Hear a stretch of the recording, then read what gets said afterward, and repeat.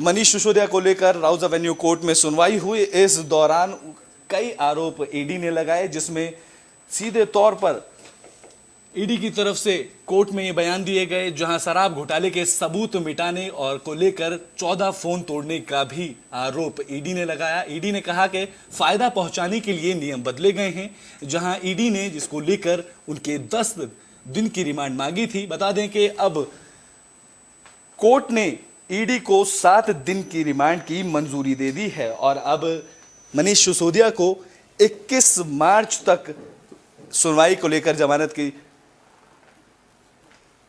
बता दें कि मनीष सिसोदिया की जमानत को लेकर 21 मार्च तक सुनवाई टल गई है, जिसमें जांच में सहयोग ना करने को लेकर ईडी ने आरोप लगाए थे। सीधे तौर पर उन्होंने कहा था, जिसमें मनीष सिसोदिया के वकील ने कहा कि शराब नीति में एलजी ने देखा और समझा था, उसके बाद ही इस नीति की मंजूरी दी गई थी। जिसके बाद सीधे तौर पर ईडी ने इसमें कई आरोप लगाए थे, जहां मनीष सिसोदिया की जमानत पर अब 21 मार्च तक सुनवाई टल दी गई है, लेकिन रिमांड को लेकर कोर्ट में फैसला सुरक्षित किया गया, जिसमें ईडी को 7 दिन की रिमांड मिल गई है। बता दें कि मनीष सिसोदिया अब 7 दिन की रिमांड पर रहेंगे, जहां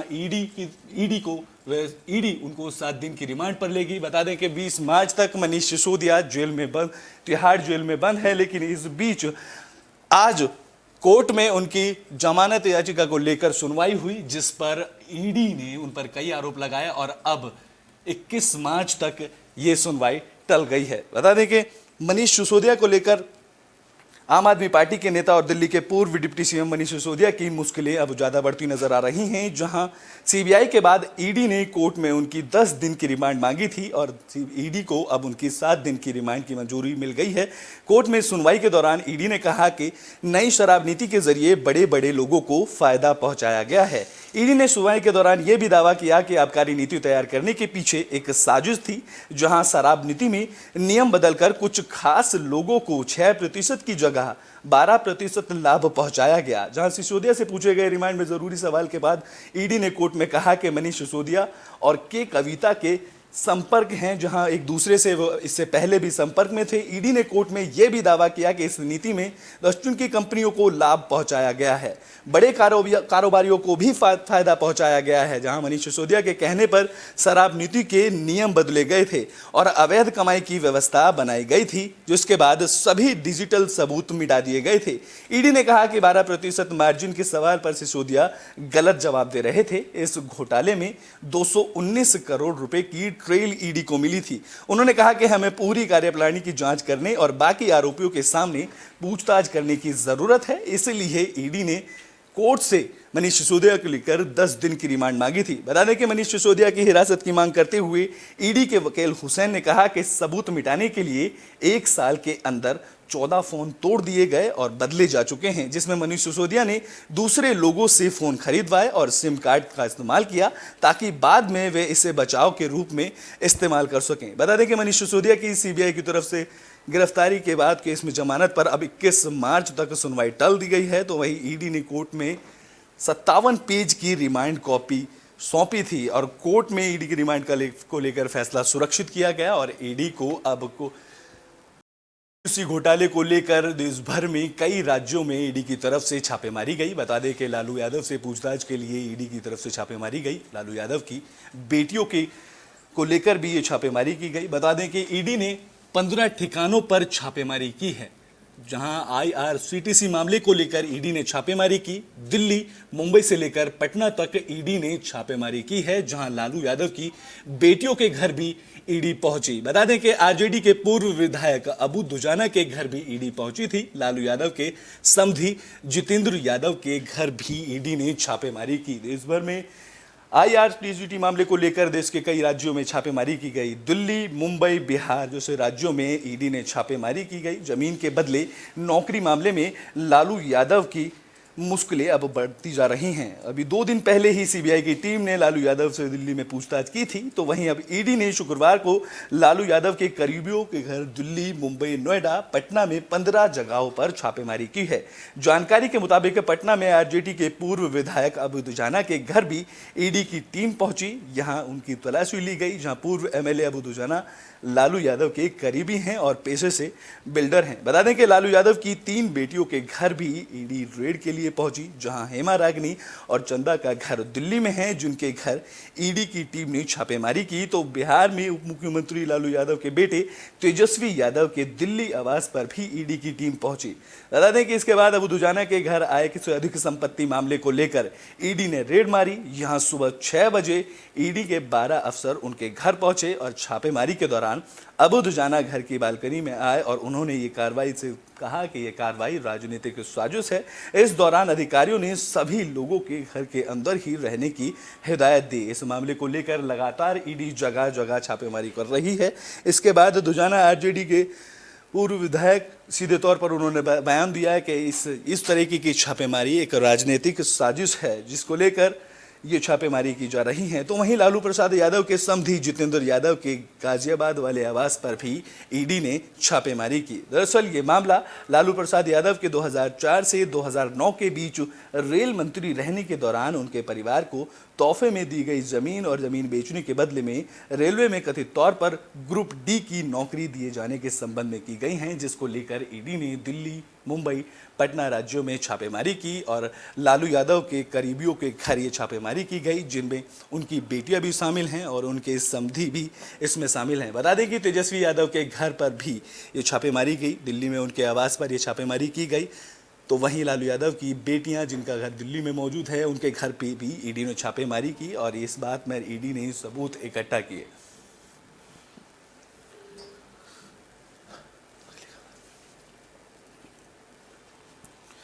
तो बुलेटिन में बात कर लेते हैं अब अगली खबर, बड़ी खबर की। दिल्ली में जंतर मंतर पर के कविता ने भूख हड़ताल की है। महिला आयोग की सुरक्षा को मांग को लेकर ये भूख हड़ताल की गई है। बता दें कि दिल्ली के जंतर मंतर में के कविता ने भूख हड़ताल देखने को मिली है, जहां बजट सत्र में महिला आरक्षण बिल लाने की मांग को लेकर उन्होंने दिल्ली के जंतर मंतर पर भूख हड़ताल की है और इस भूख हड़ताल में 17 विपक्षी दल के नेता भी शामिल हुए हैं।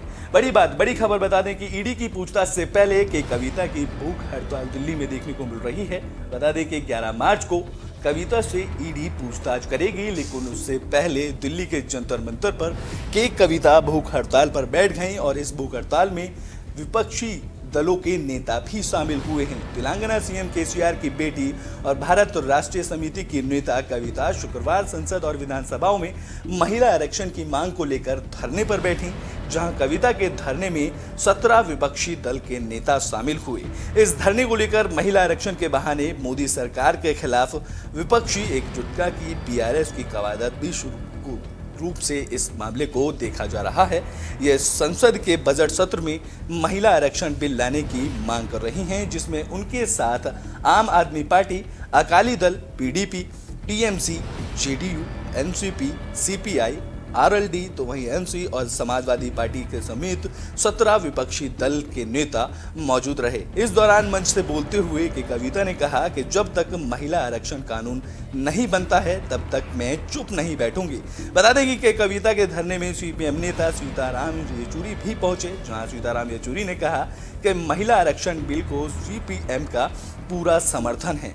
उन्होंने कहा कि महिला आरक्षण बिल जरूरी है, इसे जल्द ही लाने की जरूरत है। सीधे तौर पर के कविता ने कहा कि मैं आपसे वादा करती हूं कि जब तक ये बिल नहीं आएगा तब तक ये प्रदर्शन नहीं रुकेगा। ये बिल देश के विकास में मदद करेगा। हालांकि दिल्ली पुलिस ने धरना देने की परमिशन उनको नहीं दी। सीधे तौर पर उन्होंने अपने बयान में कहा कि दिल्ली पुलिस ने धरने की परमिशन मुझे नहीं दी। इस पर कविता ने कहा कि परमिशन पहले ही से ही दी गई थी, तब अचानक इसे रद्द कैसे किया गया, मैं इस बारे में पुलिस से बात करूंगी। कविता ने आगे कहा कि पिछले 27 सालों से महिला आरक्षण बिल के संघर्ष चल रहा है।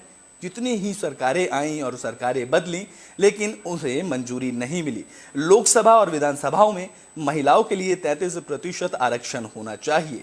हम इस विधेयक के लिए अपनी लड़ाई जारी रखेंगे। बता दें कि बीजेपी ने 2014 और 2019 के चुनाव में महिला आरक्षण बिल का वादा किया था। उन्होंने आरोप लगाया कि लेकिन अब तक इस बात पर कोई चर्चा नहीं की जा रही है। बता दें कि दिल्ली में शराब नीति केस में ईडी ने कविता को 11 मार्च को पूछताछ के लिए बुलाया। इस पर उन्होंने केंद्र सरकार पर जांच एजेंसियों का गलत इस्तेमाल करने का भी आरोप लगाया और अब वह लगातार भूख हड़ताल पर जंतर मंतर पर बैठे हुए नजर आ रहे हैं, जहां विपक्षी दलों के नेताएं भी उनकी भूख हड़ताल में शामिल हुए।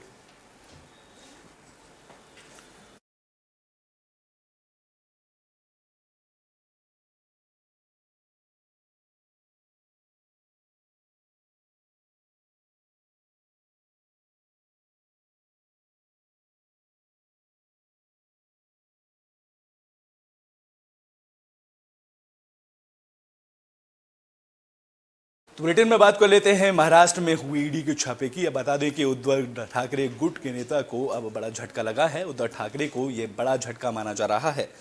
महाराष्ट्र में उद्धव ठाकरे गुट को एक और झटका लगा है। ईडी ने शुक्रवार को महाराष्ट्र सरकार में मंत्री रह चुके और उद्धव ठाकरे गुट के नेता अनिल परब के बेहद करीबी सदानंद कदम को गिरफ्तार किया है। बता दें कि सदानंद कदम की गिरफ्तारी दोपाली साई रिजॉर्ट से संबंधित घोटाले में हुई है। बता दें कि सदानंद कदम एकनाथ शिंदे के नेता रामदास कदम के छोटे भाई हैं।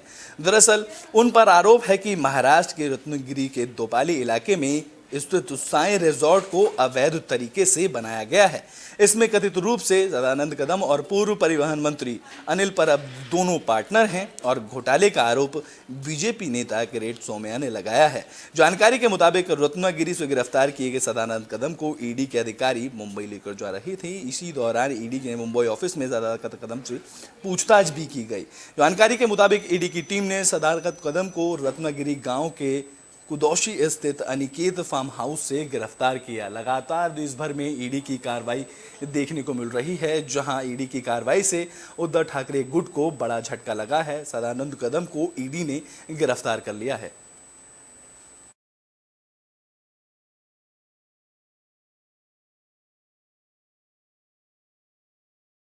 तो बुलेटिन में बात कर लेते हैं कर्नाटक की, जहां बीजेपी ने चुनाव को लेकर कमर कसली है। बता दें कि अब बीजेपी की तरफ से रणनीति बनाई गई है, जहां भारतीय जनता पार्टी ने कर्नाटक में होने वाले विधानसभा चुनाव 2023 की सीएम बसवराज बोम्मई को नेतृत्व में चुनाव अभियान समिति और कर्नाटक बीजेपी की शोभा को लेकर नेतृत्व चुनाव प्रबंधन समिति का गठन किया है। बता दें कि बीजेपी के राष्ट्रीय अध्यक्ष जेपी नड्डा ने आगामी कर्नाटक विधानसभा चुनाव के मद्देनजर शुक्रवार को सीएम बसवराज बोम्मई के नेतृत्व में प्रदेश चुनाव अभियान समिति का गठन किया। पार्टी ने चुनाव प्रबंधन समिति की अध्यक्षता केंद्रीय मंत्री शोभा करंदलाजे को सौंपी है। दरअसल बीजेपी के लिंगायत समुदाय से ताल्लुक रखने वाले बोम्मई को चुनाव अभियान समिति का प्रमुख और वैकलिंग समुदाय के आने वाले करंदलाजे को चुनाव प्रबंधन समिति का संयोजक नियुक्त कर दो प्रभावशाली जातियों के बीच संतुलन बनाने की कोशिश बीजेपी ने की है। तो वहीं कर्नाटक के पूर्व सीएम बीएस येदियुरप्पा को चुनाव अभियान समिति के सदस्य के रूप में नियुक्त किया गया है।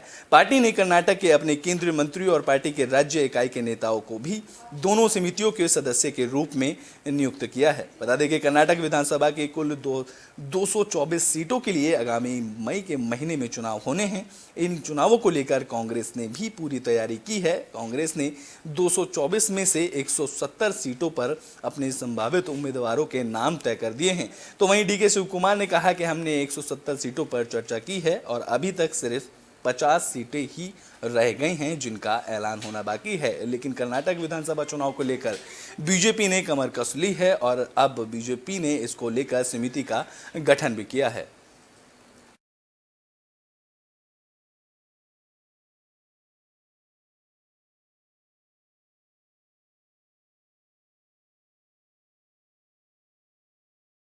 तो श्रीनगर लेक हाईवे पर भारतीय वायुसेना ने लोगों का रेस्क्यू किया है। बता दें कि जहां लोग फंस गए थे, जिसके बाद भारतीय वायुसेना ने गुरुवार को जम्मू कश्मीर और लद्दाख के बीच फंसे कुल 438 यात्रियों को एयरलिफ्ट किया है।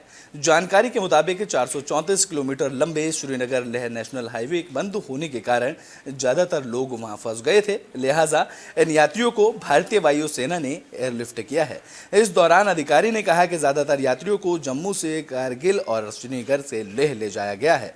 बता दें कि श्रीनगर के लेह तक भारतीय वायुसेना ने IL-76 विमान से 260 यात्रियों को लाया गया, जबकि AN-32 से 165 यात्रियों को जम्मू से कारगिल पहुंचाया गया। इस रूट में फंसे उन सभी यात्रियों को एयरलिफ्ट कर सुरक्षित निकालने में उस फ्लाइट को 4 चक्कर लगाने पड़े।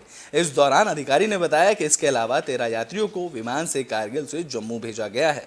उन्होंने कहा कि इससे पहले फरवरी में एक गर्भवती महिला को सेना और भारतीय वायुसेना की तरफ से एयरलिफ्ट किया गया था। अब 438 यात्रियों को एयरलिफ्ट किया गया है।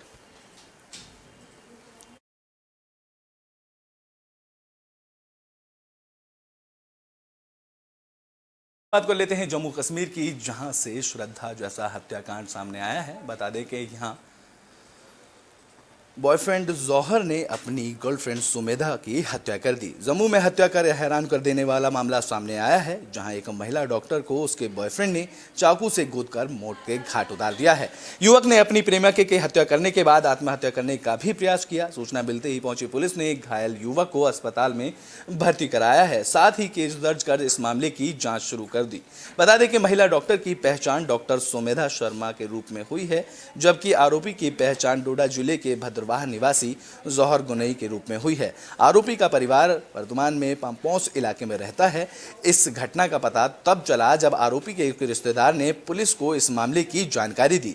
दरअसल पुलिस को बताया गया कि जौहर गनई ने एक फेसबुक पर पोस्ट लिखा है और उस पर कुछ निजी कारणों से अपनी जीवन लीला समाप्त करने की बात कही गई है। सूचना मिलने के बाद पुलिस जम्मू कश्मीर के जानी नगर स्थित जौहर के घर पहुंची, जहां घर के गेट को बाहर से बंद पाया और पुलिस इस दौरान घर का गेट तोड़कर अंदर घुसी, जहां महिला डॉक्टर सुमेधा का शव खून से लथपथ पड़ा मिला, जबकि आरोपी के पेट में गंभीर चोटों के निशान पुलिस को मिले।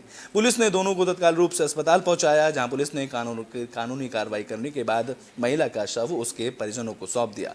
आरोपी की हालत गंभीर है और सरकारी मेडिकल कॉलेज में आरोपी का इलाज चल रहा है, जहां पुलिस ने आईपीसी की धारा 302 के तहत हत्या का मामला आरोपी के खिलाफ दर्ज किया है और इस मामले में पुलिस अब आगे की जांच कर रही है।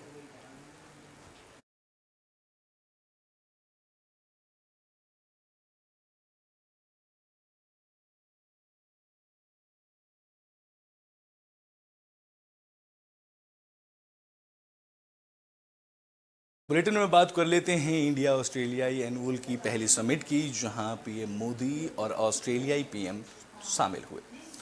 बता दें कि ऑस्ट्रेलिया के पीएम एंथनी एल्बनीज़ और पीएम नरेंद्र मोदी दिल्ली के हैदराबाद हाउस में पहली इंडिया ऑस्ट्रेलियाई एनुअल समिट में हिस्सा लिया। यहां दोनों पीएम के बीच द्विपक्षीय बातचीत के साथ समिट की शुरुआत हुई। इसके बाद दोनों देशों के बीच डेलीगेशन स्तर की बातचीत की गई। इसमें पीएम मोदी के अलावा विदेश मंत्री एस जयशंकर और एनएसए अजीत डोभाल भी शामिल हुए। बता दें कि इससे पहले ऑस्ट्रेलिया के पीएम ने विदेश मंत्री एस जयशंकर से मुलाकात की, जहां जयशंकर ने ट्वीट कर कहा कि ऑस्ट्रेलिया पीएम का दौरा, ये समिट दोनों देशों के संबंध को ऊंचे स्तर पर ले जाएगी। तो वहीं एंथनी ने कहा कि राष्ट्रपति भवन में गार्ड ऑफ ऑनर दिया गया है। इस दौरान ऑस्ट्रेलिया के पीएम ने कहा कि मैं गर्मजोशी से स्वागत करने के लिए पीएम मोदी का धन्यवाद करता हूं। ऑस्ट्रेलिया और भारत बहुत अच्छे दोस्त हैं, हम पार्टनर्स हैं और अपनी पार्टनरशिप को हर दिन और मजबूत बना रहे हैं।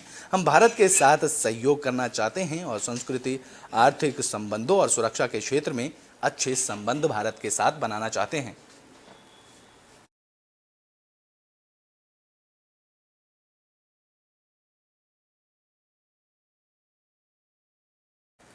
तो बुलेटिन में बात कर लेते हैं चीन के राष्ट्रपति शी जिनपिंग की। बता दें कि चीन के राष्ट्रपति शी जिनपिंग तीसरी बार चीन के राष्ट्रपति बने हैं।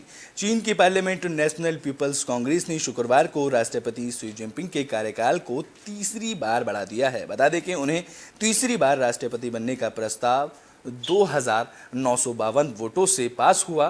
तो वहीं कम्युनिस्ट पार्टी के किसी एक नेता ने भी उनकी को लेकर उनके खिलाफ कोई वोट नहीं किया। दरअसल शी जिनपिंग को तीसरी बार राष्ट्रपति बनाने का रास्ता पिछले साल अक्टूबर में ही साफ हो गया था, जब चाइना की कम्युनिस्ट पार्टी ने एकमत होकर उनके नाम पर मोहर लगाई थी। तो वहीं अब ये आशंका लगाई जा रही है कि वो अपने भरोसेमंद ली कियांग को चीन का प्राइम मिनिस्टर बनाएंगे। बता दें कि चीन के नेशनल पीपल्स कांग्रेस ने पिछले हफ्ते ही डिफेंस बजट पर घोषणा की थी, जिसमें चीन अपनी रक्षा पर साल 2023 में 18 लाख करोड़ रुपए खर्च करेगा।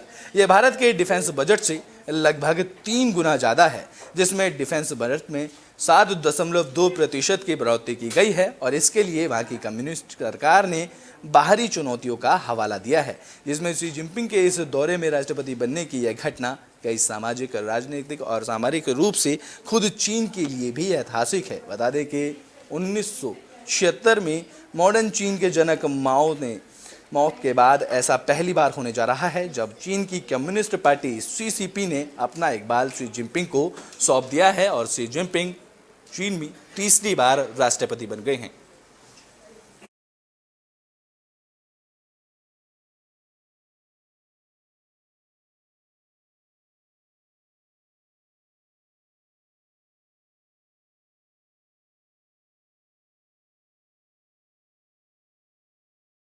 तो बुलेटिन में बात कर लेते हैं देश में बढ़ रहे H3N2 इन्फ्लुएंजा वायरस की, जिसको लेकर देश में 2 मौतें सामने आई हैं। देश में कोविड की तरह फैल रही H3N2 इन्फ्लुएंजा में पहली बार मौत की खबर सामने आई है। जानकारी के मुताबिक हेल्थ मिनिस्ट्री के सूत्रों के हवाले से दावा किया गया है कि हरियाणा और कर्नाटक में इन्फ्लुएंजा से एक मरीज की मौत हुई है और देश में अभी तक H3N2 के 90 केस सामने आए हैं। दरअसल पिछले 2 महीने से दिल्ली, राजस्थान, हरियाणा और कर्नाटक समेत देश के कई हिस्सों में इन्फ्लुएंजा के मामले बढ़ रहे थे। कोरोना महामारी के बाद फ्लू के बढ़ते मामलों में लोगों में डर पैदा है, क्योंकि इससे जूझ रहे मरीजों में कोरोना जैसे ही लक्षण दिखाई दे रहे हैं। बीते कुछ दिनों की माने तो दिल्ली और आसपास के इलाकों में कई ऐसे मरीज अस्पताल पहुंचे हैं जहां 10 से 12 दिन से उन्हें तेज बुखार के साथ खांसी की परेशानी है। इस मामले को लेकर एम्स के पूर्व निदेशक डॉक्टर रणदीप गुलेरिया ने बताया कि पिछले दिनों H3N2 इन्फ्लुएंजा से लोगों को सावधान रहने की अपील की गई थी। उन्होंने कहा कि यह कोरोना जैसा ही एक वायरस है और कोरोना जैसे ही फैलता है। इससे बचने के लिए मास्क पहनें, सोशल डिस्टेंसिंग का पालन करें और बार-बार हाथ को धोते रहें।